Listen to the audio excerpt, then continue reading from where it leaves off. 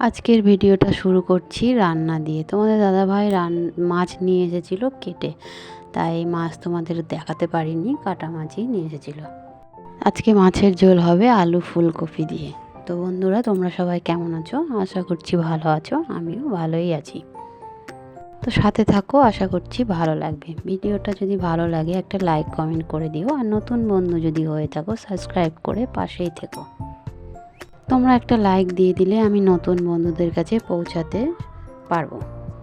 তো সকাল থেকে তো তোমাদের কাজ দেখাতে পারিনি, মেয়ের পরীক্ষা কাল থেকে শুরু, তার জন্য রান্না থেকেই তোমাদের দেখাচ্ছি। তো তোমরা দেখো, আজকে ফুলকপি দিয়ে মাছের ঝোল হবে আলু দিয়ে। আর যে মাছের মাথা এনেছিল, বাবা বলল যে মাছের মাথা দিয়ে একটু মুগের ডাল করো। মুগের ডাল ভেজে নিচ্ছি।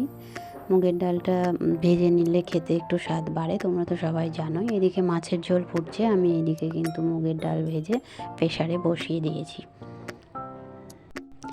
মাছের ঝোলটা তো তোমাদের দেখালাম, ডালটাও দেখালাম, কিন্তু ডালটা রান্না করা দেখাতে পারিনি। তো তারপরে দেখো, আলু ভাজা করেছি, মাছের ঝোল করেছি, আর মাছের মাথা দিয়ে মুড়িঘণ্ট করেছি। তারপরে রান্নার মাঝে মেয়েকে একটু ফল কেটে দিলাম। রান্নার মাঝে একটু ওকে এটা ওটা কেটে দিলে বা সামনে দিলে ও খায়। তারপর মৌসুমিটা খেয়ে নিয়ে কিছুক্ষণও পড়াশোনা করলো। তারপরে খাওয়ার টাইম তো হয়ে গেল। এখন জানোই ছোটো দিনের বেলা একটু তাড়াতাড়ি সব করে নিতে হয়। তারপরে খাওয়া দাওয়া করে নিয়ে রেস্ট নিয়ে ছাদে এলাম একটু গাছে জল দিতে। গাছগুলোতেও সময় মতো জল না দিলে হয় না। এখন যদিও বা ঠান্ডার দিন, তবুও জল তো দিতেই হবে, তাই ছাদে এলাম জল দিতে। সময় মতো জল দিলে একটা দুটো হলেও আমার গাছগুলোতে ফুল দিচ্ছে। তারপরেই দেখো, স্থলপদ্মের গাছটা দেখো কত সুন্দর হয়েছিল, কিন্তু এই বছরে ফুল দেয়নি জানো তো। সামনে বছর ফুল দিয়েছিল অনেকগুলো, কিন্তু এবার কেন যে এই গাছটা এরকম হয়ে গেল। গাছটা হয়েছে সুন্দর, কিন্তু ফুল হলো না। তোমাদের কারো কিছু জানা থাকলে বলো তো, যে গাছটাতে কি করলে ফুল ফুটবে। আমার তো জানা নাই, তোমরা কিন্তু অবশ্যই জানিও যে কেন ফুল হচ্ছে না, আর কি করলে বা গাছটাতে ফুল হবে। তো গাছে সবগুলোতেই জল দিলাম, জল এই গাছটাতেও দিলাম, আর বাকি আরও গাছ ছিল যে জবা ফুলের গাছ, এটাতেও জল দিলাম। তোমাদের তো আগের ভিডিওতে দেখেছিলাম পঞ্চজবা একটা কত বড় ফুটেছিল। এই বছরে দুটো ফুল দিল পঞ্চজবা। মেয়ে একটা অপরাজিতা ফুলের গাছ লাগিয়েছে, ওটাতেও একটু জল দিলাম। তারপরে আমার মানি প্ল্যান্টটা উপরে ছিল, সেটাতেও জল দিলাম। আজকে শ্যাম্পু করেছিলাম, তারপরে ভাবলাম যে খেয়ে দিয়ে নিয়ে একটু চুলটা শুকিয়ে আসি, কিন্তু ছাদে আস্তে আস্তে দেখলাম রোদ্দুরটা যেন ডিমিয়ে গেছে। চুল তো আমার শুকালো না, দেখো সূর্য মামা মানে গেছেই, হালকা অন্ধকারও হয়ে গেছে। এখন তো ফ্যান ছাড়া যায় না, যে ফ্যান দিয়ে চুল শুকাবো। আর এমন সময় আমি স্নান করি যে চুলটা ছেড়ে রাখতেও পারি না, তাই সব কিছু হয়ে গেলে, খাওয়া দাওয়া সারা হলে চুলটা ছাড়ি বা ছাদে এসে একটু শুকিয়ে নিই।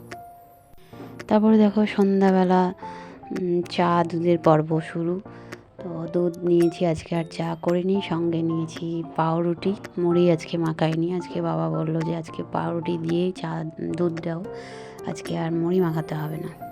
তো চা খেতে খেতে ভাবলাম যে তোমাদেরকে একটু আমার রান্নার জায়গাটা দেখাই। যদিও বা আমি রান্নাঘরে রান্না করি না, তোমরা তো জানোই আমি বাইরে রান্না করি। আমার রান্নাঘরটা খুব ছোট আর একটু অন্ধকার টাইপের, তাই তোমরা তো জানোই আমার অর্ধেক বাড়ি কাঁচা আর অর্ধেক বাড়ি পাকা। তো উপরে শুধু দুটো ঘর হয়েছে, আর নিচেই আমার আগেকার যেটা ঘর, সেটাতে আমি রান্নার সব কিছু করি। আমি সেলাই করি, খাবার দাবারও রাখি এখানে। তো তোমাদের একটু দেখিয়ে দিলাম যে আমি এভাবেই রাখি সব কিছু জিনিস গুছিয়ে, যতটা পারি সুন্দরভাবে গুছিয়ে রাখার চেষ্টা করি। তো রান্নার জিনিস বলো, আরও যাবতীয় জিনিস বলো, সব কিন্তু আমার নিচের ঘরটাতেই থাকে। তো টেবিলের উপরে দেখো সব কিছু আমি গুছিয়ে রেখেছি। এই বাসনগুলো যে দেখছো, এই বাসনগুলো কিন্তু আমি প্রতিদিনই ব্যবহার করি, প্রতিদিনই কিন্তু মেজে ঘষে আবার সুন্দর করে রাখি। বাইরে রান্না করলেও ঘরে তো সব কিছু গুছিয়ে গাছিয়ে রাখতেই হয়, তাই না বলো।